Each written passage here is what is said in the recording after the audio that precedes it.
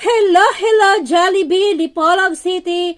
Dito dapit sa Rizal Avenue. Isa ko nga customer gahapon sa February 4, 2025. Nipalit ko og burger sa inyong outlet and then wala may ketchup akong burger so nangayo ko sa crew.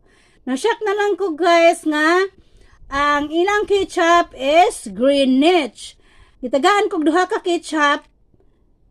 Ang isa ka ketchup Jollibee and then ang isa ka ketchup Greenwich. Og dako kayong question mark sa akong unahuna ba nganong ang Greenwich naabot man sa Jollibee, di ba? So dapat inyong ketchup Jollibee ra jud unta. Pasabta daw ko ninyo Jollibee nganong naamoy ketchup nga Greenwich.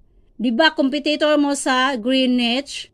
Dili lang ni siya first time na ako nga nakadawat og Greenwich nga ketchup.